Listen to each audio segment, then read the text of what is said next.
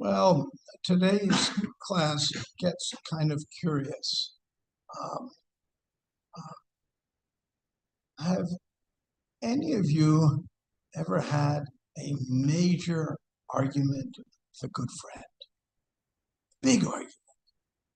And even an argument that got physical. Or you wanted to get physical. You wanted to get physical, yeah. So this is what happens in this chapter. The best of friends and relatives got physical. And that's strange because these people are sadhus. They're great people. They're the ones we look up to. And they got into a nasty fight. How could such a strange thing happen? And why would that story be so prominent in the Bhagavatam? And what does it mean for us? Because every story in the Bhagavatam means something for us. Stories are not there just to entertain. The stories are there to teach, but they teach while entertaining. Now, why do they teach while entertaining? Because it's Kali Yuga. We're not going to just learn hearing philosophy. We have to, we need stories. So we have the Mahabharata, the Ramayana, Bhagavatam, and it's such a nice way to teach. In the Christian tradition, they also have a kind of play that's used for that purpose. What's the name of that play? Does anybody know? Not a specific play, but a category of plays. Have you ever seen it? There's a theater in St. Augustine that's been doing this for decades, outdoor theater, called morality plays, in which a story is told. And it's really interesting. I've seen them. And at the end, you think, I've just learned something useful. So that's what's going on. So what is it that's being learned? Let me see. So we have verses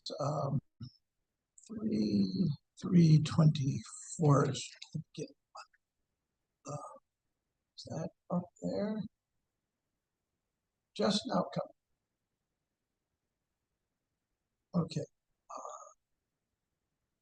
So do we regularly chant the Sanskrit version or not? I'll just chant it so because there's a lot to discuss. Excuse me? If they want. I'll just chant one time. Puryam Kadachi Kridair Yadu Bojam Kumarakai Kopita Unaya Shakur Bhagavan Mata Kovida. Oh, the verse is there. So one of you, let's start with ladies. One of you lead on the verse. They can chant responsibly. Who would like to do that?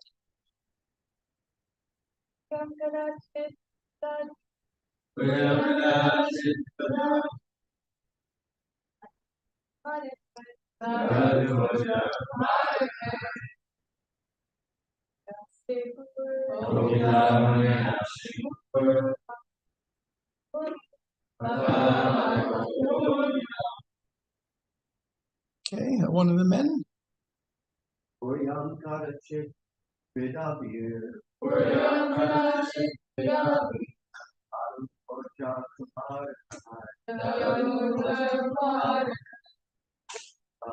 Am I on?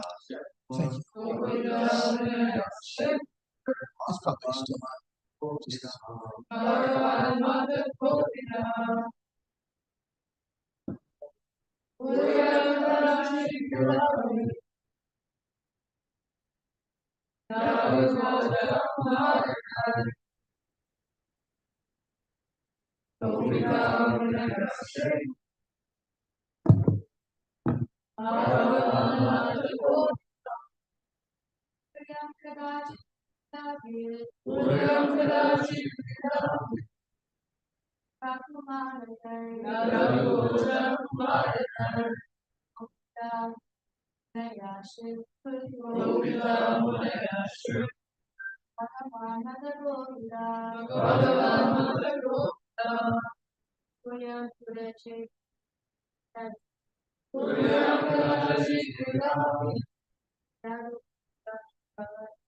Well,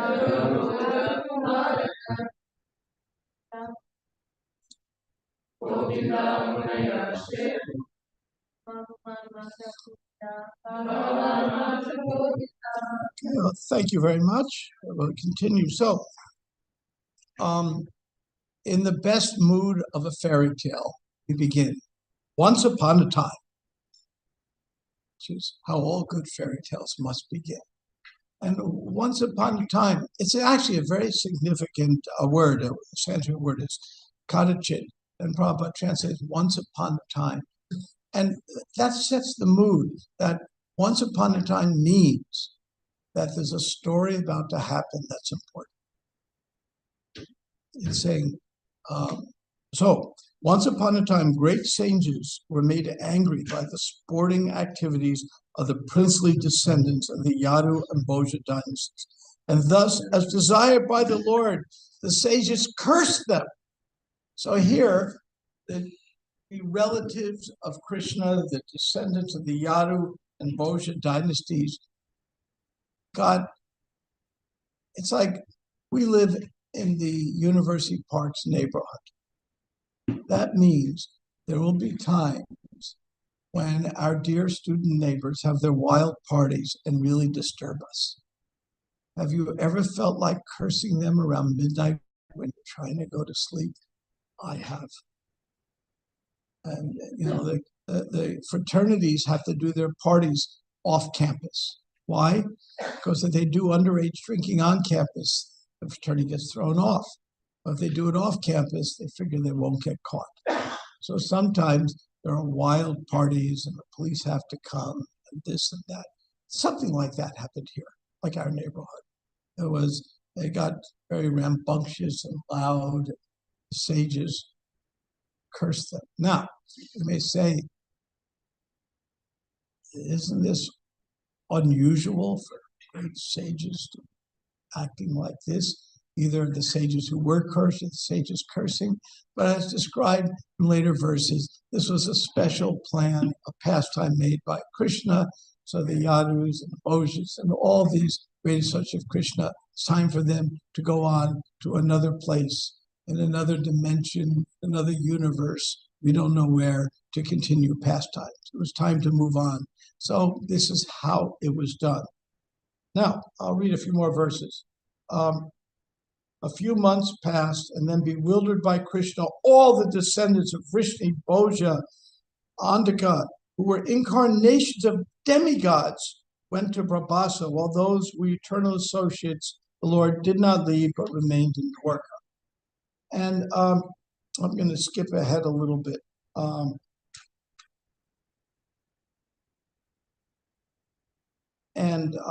We're going a few verses. Right, chapter. Yes, 3 verses in each chapter, right? All the descendants, being permitted by the Brahmins, partook of the remnants of prasad, and also drank a liquor made of rice. By drinking, they all became delirious and bereft of knowledge. They touched the cores of each other's hearts with harsh words. In other words, they had a big feast, and Kshatriyas sometimes would drink a little, and basically they got drunk. And this again was a pastime. As the friction of bamboo in a forest, bamboo will rub against each other and spontaneously start a fire, just like lightning will spontaneously start a fire. There's no human cause behind it. So, as the friction of bamboo, destruction takes place. Also, at sunset, by the interaction of the faults of intoxication, all their minds became unbalanced and destruction took place. The personality of Godhead, Lord Sri Krishna, after foreseeing the end of his family by his internal potency, went to the bank of the river Saraswati and sat underneath a tree, and then another story begins. So what happened here is there was an offense committed. So today it's a good discussion of, and the topic is, what about offenses? And what does it mean and how does it work? Well, Lord Chaitanya discusses this one who thinks himself lower than the grass, more tolerant than the tree, who does not expect personal honor, yet is always prepared to give all respect to others, can easily chant the holy name of the Lord. So the theme here is respect. That's a very important theme in devotional service. The Yadus and Vrishnis lost respect that they were near sages. Again, it was a pastime, there was a reason, but the point is they lost respect. Now, how important is respect in devotional dealings? We can discuss that a little bit, but first, we'll give you a little interlude of music that discusses the idea of respect.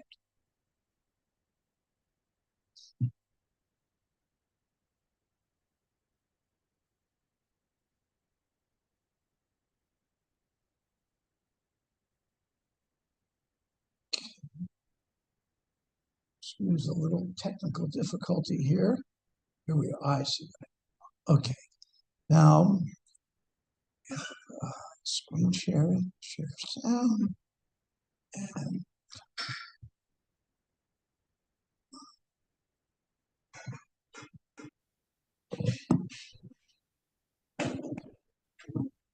okay.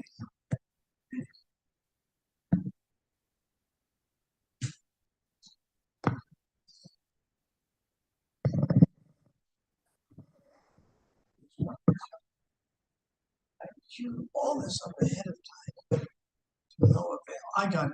I see. Now, we will teach you something about respect. R-E-S-P-C-T, burn up all the things to me. R-E-S-P-C-T, take out T-C-B. Suck it to me, suck it to me, suck it to me, center it straight.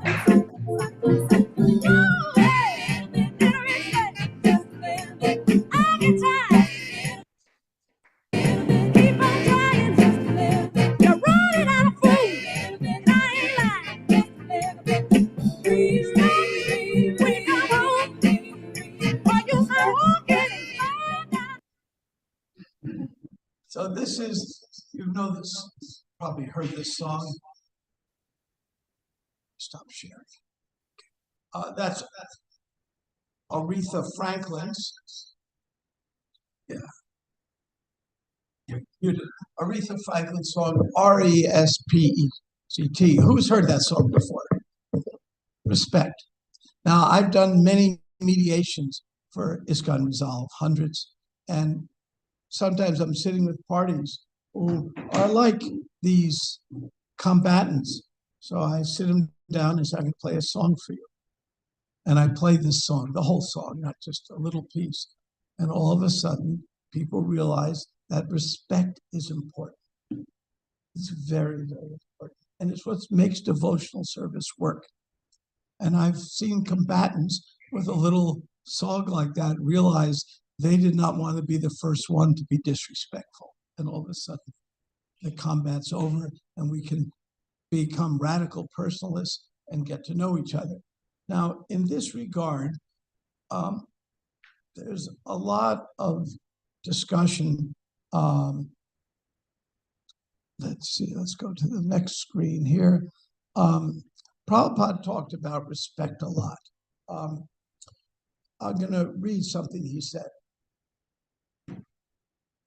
You should be respectful. Suppose your enemy comes to your room, but when he comes to your room, you should offer him respect. Come in, sit down. That is etiquette. He is my enemy. But according to Vedic civilization, even your enemy comes to your home, you should treat them in such a nice way, they'll forget is your enemy. And this is what happened on the battlefield of Kurukshetra. The battles always ended at sundown. No one fought after dark. And the opposite sides would go and play chess together. Now, there was a very famous story in World War I. Those of you who know the history of World War I, it was trench warfare. On one side were the Germans, the other side the French, the English, and eventually the Americans. And they had trenches. Airplanes were just kind of invented. You know, these bi-wing airplanes, and they would drop bombs, but they'd live in these horrible trenches to protect themselves from artillery and bombs. The trenches were dirty places. Their bodies would be covered with thrush and mold. It was a quite horrible existence. And then they would lob mustard gas. Now, mustard gas is really nasty. When you breathe mustard gas, your lungs slowly melt and you die very slowly, but you die. Very horrible death. In fact, mustard gas after World War I was outlawed, even in war. It's too nasty. So anytime somebody would use mustard gas now, they would be in strong violation of UN charters, and sometimes there's penalties for that. So the two sides were fighting. And then there was Christmas. Christmas, I don't remember the year, around 1916, something like that. And one side, the Germans started chanting Christmas carols in their trench. And the Americans and British and French started chanting Christmas carols. And each side was chanting Christmas carols. And then somebody took a rifle with a bayonet and put a white flag on it, which means we're not fighting. And the other side did it. And both sides got out of their trenches and they celebrated Christmas together. And of course, the next day they went back to killing each other. And it was a very famous scene, and it was photographed. And some of the generals were very upset.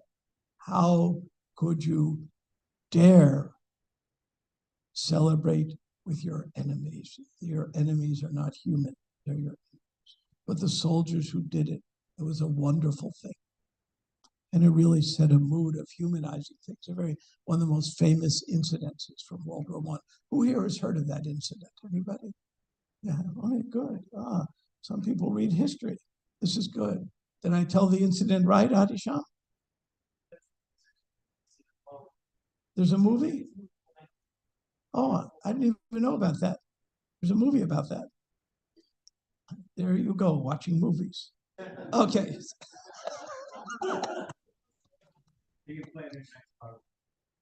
Yeah. Okay. So I couldn't help that one. But I'll have to see that one, 1917. Okay, so the same thing was like that. The enemies would come out at night and they would humanize it. Then they went back to their duty of fighting. So sometimes that may seem strange, but that's how it was. So how important is this respect?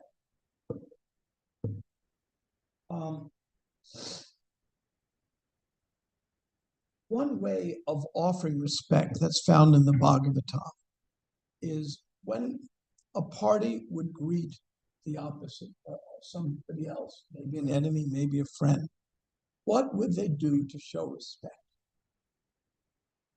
Somebody tell me. Yes. Repeat the question again.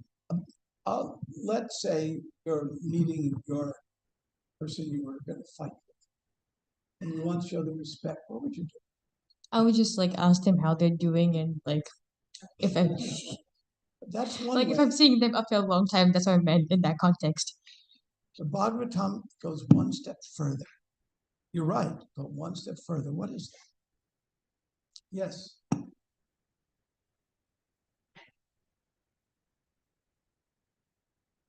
You have them come in and sit down and offer them, a nice seat, bring them some refreshment, maybe at least water. Yeah. You could wash their feet. You could offer obeisances. And one more thing. It's all correct, Kartikeya. One more thing is being left out, but it's all correct. Maybe offer them a place to sleep or a bath. Well, especially if they smell bad. That'd be very useful for them and us. But no, there's one more thing being left out. Yes. Praise their good qualities. Yes, praise their good qualities. Because everyone, except for certain presidential candidates, has a good quality. So everyone has a good quality. So we would praise their good qualities. And that's the kind of thing that we do when we greet someone. And Bhaktisiddhanta Saraswati put it very clever, very well. He says, before you criticize somebody, you say several good things about them. You try to say something really nice about them. And then sometimes, especially devotees who, or anybody who's in management, you have to criticize. But you begin by saying something nice about them. And if you can't think of anything nice about them, then there's something wrong with you. Yes, question. I saw a quote like back in my high school that said like, if you have nothing nice to say, then don't say anything at all. Well, that's what my mother taught me. If you have nothing nice to say, shut up. She taught me that. But and by doing that, it changes the whole mentality. So if there's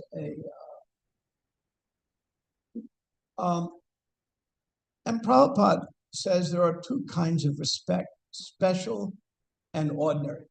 Sri Krishna Chaitanya taught that we shouldn't expect honor for ourselves, but should always respect everyone else, even if he or she is disrespectful to us. But special respect should be given to God and his pure devotees. Those we respect everyone, but not necessarily entirely equally. So, for example, let's say Radha Swami would walk in that door. We may give him more respect considering his position than if someone else walked in the door. But everyone will get respect. But the respect is not necessarily always the same because certain positions will get more respect, and that's just natural. Let's say, for example, I just came back from India in December. So, kind of a senior guy now, and people know me. So I was getting respect I wasn't used to. It was almost embarrassing, selfies and things like that. It was a little strange for me. But these things happen. So, and at first I was very resistant. And, a godbrother friend of mine says, no, this is your, with Condit, he says, it's your duty to accept that. Because it was just strange for me. People had read my book and blah, blah, blah. And I never expected to be a celebrity or anything. And it was very strange. He said, no, it's your duty. You have to accept that because this is their way of showing affection. So it's like, it was a new and different experience for me. Not one I was relishing, but one that, as a duty we have to do. So I had a long talk with Radha Swami about this a few years back. And maybe I shared this with some of you before. We went on a 5-hour walk one day. We were at a retreat together. And he comes up to me and goes, Brahma, let's play hooky. So I was very amenable to that. And we skipped the afternoon of the retreat. And we went for a 5-hour walk in one of the most beautiful parks we can imagine. The retreat was at some nature preserve. It's an amazing park. And he wanted to reveal an issue he's dealing with. Now, take somebody like him who has a lot of disciples and receives so much respect. I'm sure some of you are his disciples, I imagine. And he said, I'm praised every day. I get letters and this, and you're wonderful, and your lotus feet never ever have athlete's foot. Those kind of notes he gets. Those kind of things. And yeah, he gets these things and he said, it's really hard for me, Brahma. We're friends, so he could reveal his mind. He said it's really hard because every day I have to go look in the mirror and remind myself that I'm the humble servant. These things are said are just for me to pass on to others. He said it for 5 hours. He talked about it. He had to get it off his chest. It's so hard to be in that position. So when you're offering respect to someone, and someone is a follower of Lord Chaitanya, it's difficult for them to even receive the respect. But it's your duty to offer it, and it's their duty to accept it. And we both have that duty. It's now, of course, some people, especially people who are maybe narcissistic, they love receiving the respect, but they can't offer it to anyone else. That's not acceptable by these standards. So, so the topic today is Vaishnava aparadha and respect. Now, every one of you is going to commit a Vaishnava aparadha. Every one of you, including me, all of us will. We have to. We're human, and we're going to interact with people. We're going to make mistakes, and our emotions are going to come to the surface, and we're going to do stupid things. And welcome to the human race. That is not the point that you never can. The point is, what do you do about it? When we're cautious not to be respectful by doing these things. Even when our enemy comes, we say kind words, we give them a sitting place, we give them a glass of water, sometimes over their head, but at least a glass of water, something. Yeah, Abhishek, exactly. We do those things. But at the same time, we're in opposition. We're opposed. One of the things ISKCON did is set up ISKCON Resolve, so that sometimes we bring in a third party to help resolve the differences. We try to resolve it ourselves, but as Vaishnavas, we try as hard as we can to resolve differences, knowing we are going to commit offenses, we're going to do things. But the offense that is apologized for, the offense that you're trying to make up for, is not offense anymore. That's the point. All these things are going to happen. And people commit offenses to Prabhupada. One interesting thing about Prabhupada is sometimes he would get angry. It was only for a microsecond, and that was just to teach a lesson. I never seen him hold on to anger. One time, it was a horrible thing happened. Prabhupada had a Sanskrit assistant. And this Sanskrit assistant was looking at books that Prabhupada told him don't read these books. There were books written by enemies of Bhaktisiddhanta Saraswati.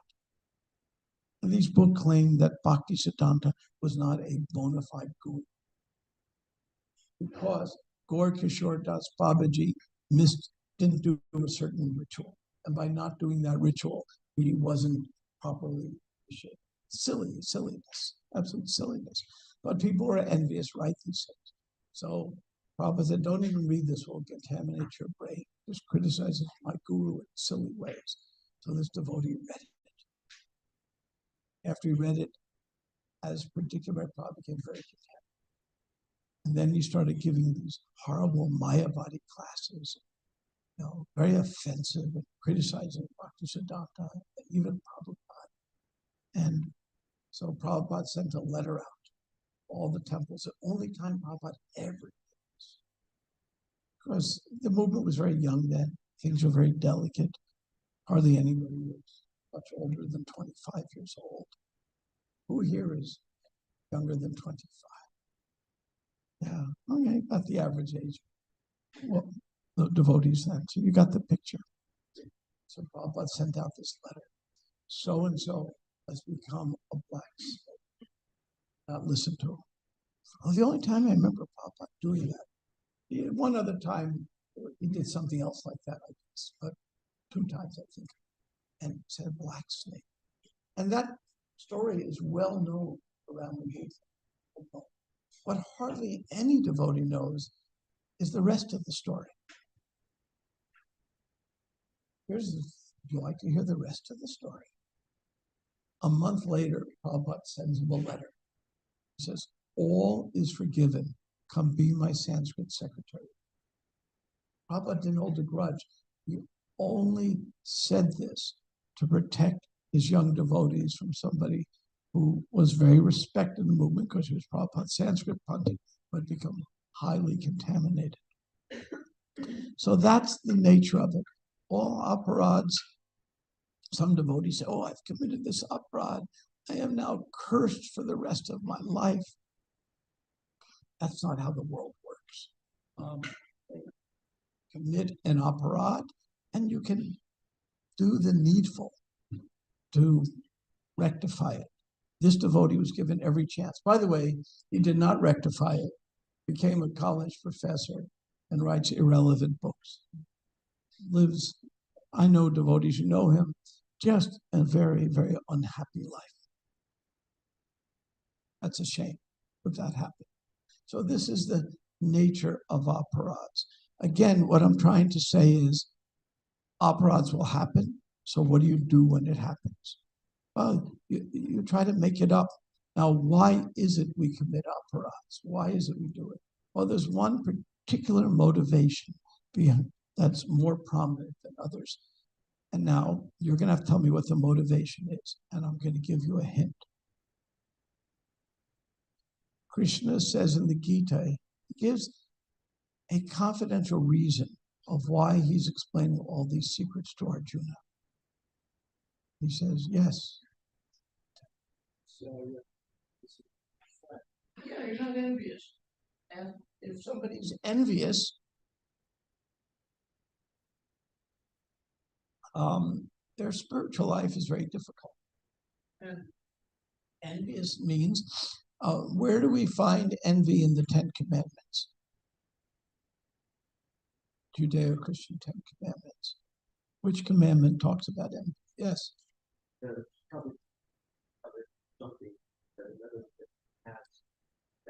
Yeah, it's one of the Ten Commandments. Don't covet what someone else has. Now, will the first person in the room who is absolutely free from all envy, will you please come to the front of the room without your feet touching the ground? Because if you're free from all envy, you can just come to the room like Narada Muni. Your feet don't have to touch the ground. So we're all going to have some envy. It's why we end up in this world in the first place. So it's going to surface. And when it surfaces, how do we deal with it? Well, in this particular pastime in the Bhagavatam, it was a particular pastime of Krishna, and he was just wanted to get all his associates to move on. So he set up this fratricidal war. But the lesson in here for us is to not commit aparadhas. They commit an aparadha. And when you do, don't get drunk doing it. It's a bad idea. Now, I want to pause here and see if there are any questions on these topics of aparadhas and respect. Yes. Yeah, take the microphone, please. Oh, any questions? Yeah. Yes. Hare Krishna. So I heard Bhakti Maharaj speaking on aparadhas once, and he made an interesting statement. He said, what's the difference between sin and aparadha? He said, sin is, you pretty much break some law or standard, but aparadha is a mistake on the level of the soul, he said. Who said that? Bhakti Maharaj. Yeah, put very well. Bhaktivedanta Swami has one of the more brilliant swamis in our movement. Yeah, it's deeper. Now I've seen the opposite happen. Devotee commits a minor something, you're serving out prasadam and you drop the doll on somebody's head, and then instead of putting it on the plate, and then I've seen this happen to me. Somebody says, wow, look at your karma. You got doll in your head. I mean, it's an offense. It's stupid. But to say that's just somebody being immature. To say, major aparadha is different. And that's why I quoted that verse earlier, that there are different levels of respect. So major aparadha is not so common. Some devotees, in a fit of over-humility, try to see themselves, I am offensive whatever I do. And one devotee, you all know the story, went to Prabhupada and said, I am the most fallen of all your disciples, Prabhupada. I'm the most fallen. And Prabhupada said, you're not the most anything. So there are two extremes that are dangerous. One, to think I never commit offenses and I'm very pure. Two, everything I do is offensive. That's never true. And people who do that with over humility kind of get stuck in a rut. So we have to be good Buddhists here and take the middle way. And Krishna advocates that in the Gita. Don't eat too much, don't eat too little, sleep too much, sleep too little. Sometimes we have to follow the three bears story. What's the moral of the story with the three bears in regards to this? Can somebody help me? Yes. Balance. There was a porridge that was too cold, porridge that was too hot, and porridge that was just right. So we have to take the middle road. We have to be careful to avoid aparadhas, but not walk around thinking there's a sword of Damocles over our head and everything I say is aparadha. And I've seen devotees do that in too much humility. We have to take a balance, and we have to be friends with each other. If somebody commits an offense to me, I shouldn't take it too seriously. I've done hundreds of cases I've mentioned unresolved, and most of the cases come down to people not trusting each other and not being able to communicate. And my job was to simply get them to communicate. They make an image of each other. The mayor called me up a few weeks ago, and he said, "Bob, we have a dispute. I need you to mediate it." Pro bono with that. Okay. I need you to mediate this dispute. We built a hotel downtown. A new hotel was built, and next door there's an outdoor venue, and the guests can't sleep at the hotel, and the outdoor venue's been there for 20 years. And so there's noise. What do? So I met with both sides, and I realized something remarkable. This dispute has been going on for a year and a half, filing police complaints and this complaint and that. In a year and a half, the two sides have never once sat in a room and talked to each other.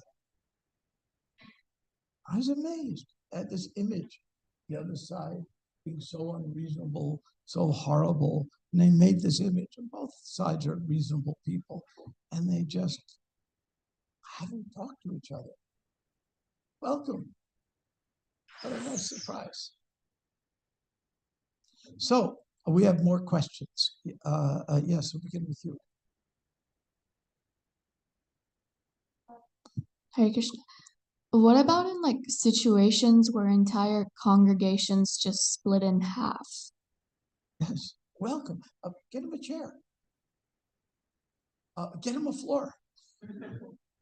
What a nice surprise. Happy to see you. You're in front of the camera. All they'll see is the back of your glorious head. Congregations, there was a rabbinical story. A group of congregants went to see the rabbi. Half the congregation, a delegation went and said, "Rabbi, we're supposed to stand during this part of the liturgy." The rabbi said, "Yes, that's our tradition." Then the other group went to the rabbi and said, "Rabbi, we're supposed to sit during that part of the liturgy." The rabbi says, "Yes, that's our tradition." Then both groups compared notes. And after they compared notes, they both sent a delegation to the rabbi. "Rabbi, you told one group to stand as a tradition and one group to sit as a tradition. Now we're going to fight." And the rabbi says, "Yes, that is our tradition."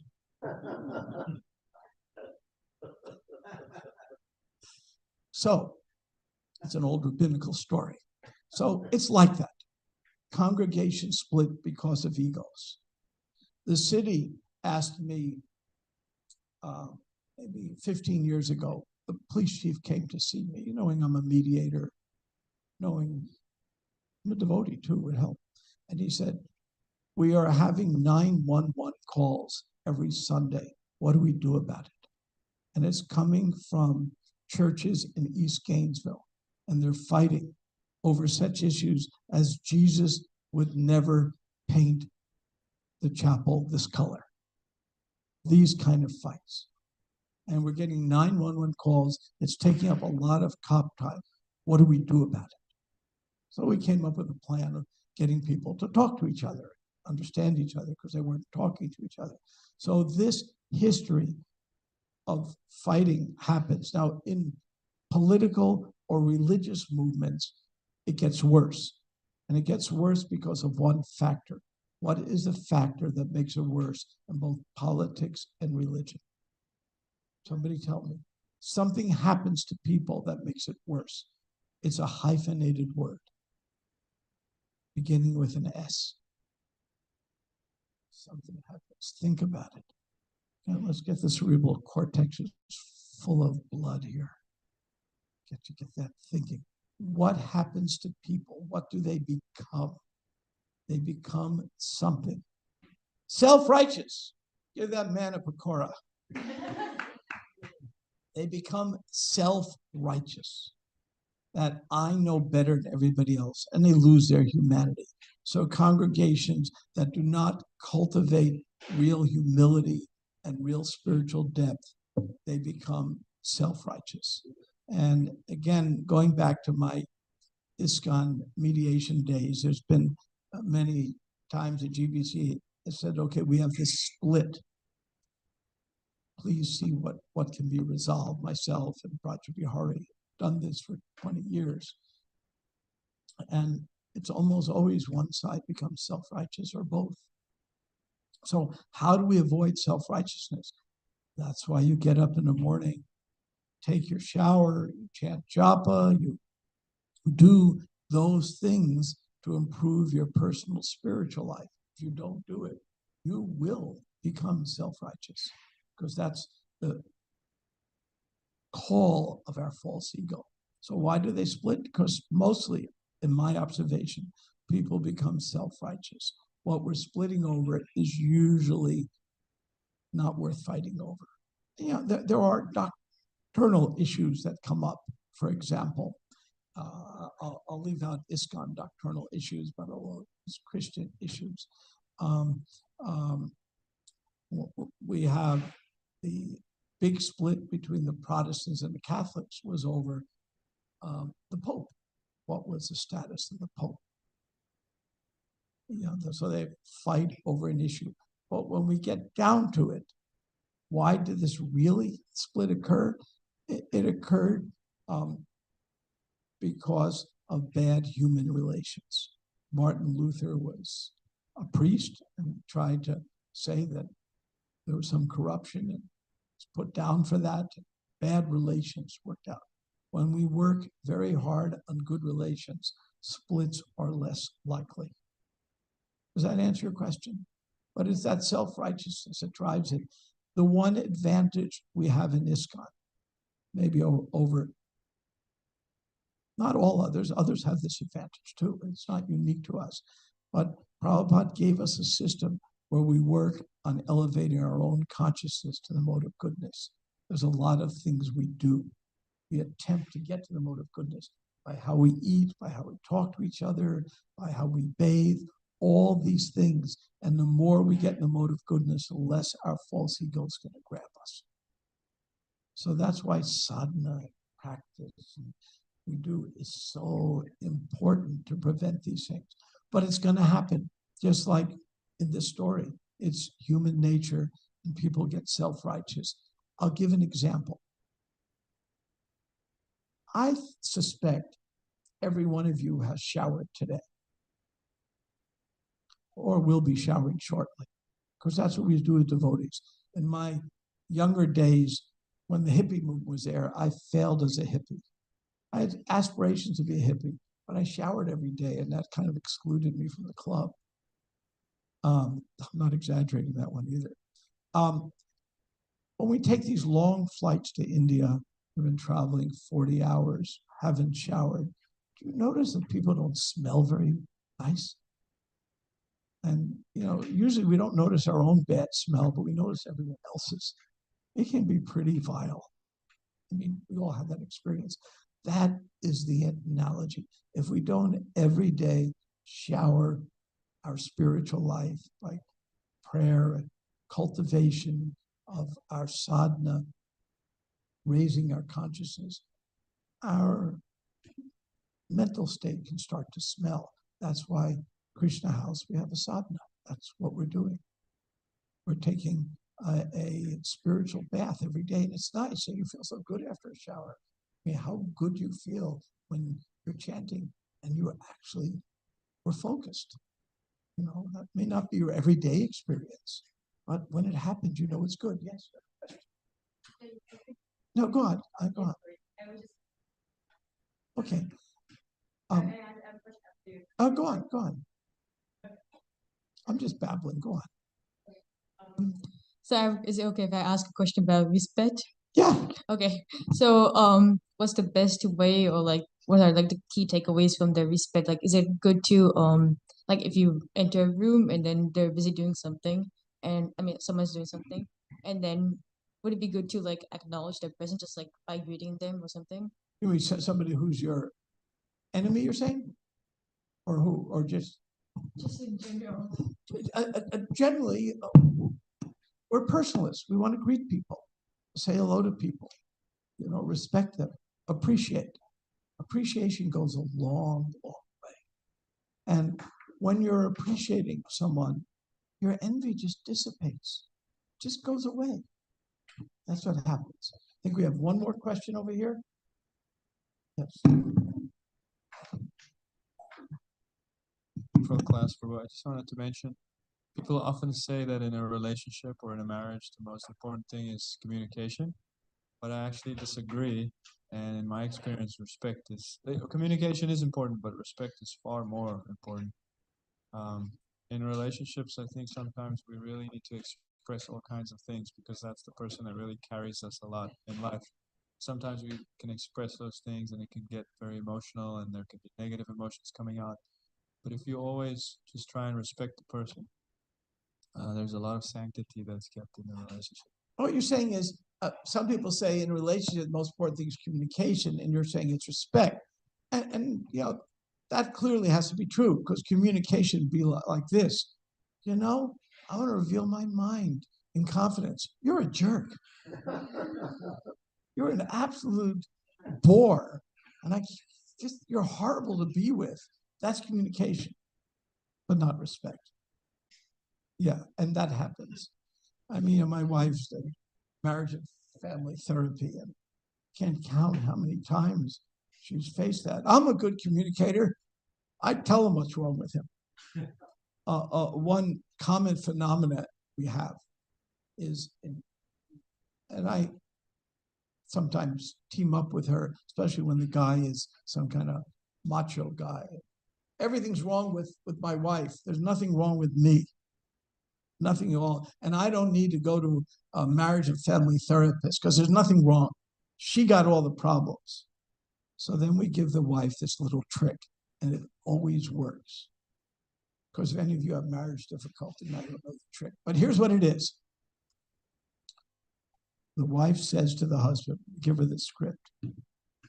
You're so right, darling, but I need you, and you don't need a therapist, I do, but I need you to go to a therapist so you can tell her everything that's wrong with me.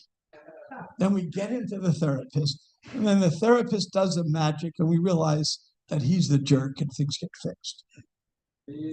So that's the trick. So those of you who are getting married, now you know the trick. Because men sometimes tend to get this macho thing, and it's very dangerous. I mean, if we read the Chaitanya Charitamrita, we don't find the men behaving in a weird macho way. They're very emotional. They open their heart up. They're what I call real men. And this whole macho image it's not very becoming to my species. Yes, last question. Okay. Like, it's like the biggest disrespect, like form of disrespect, like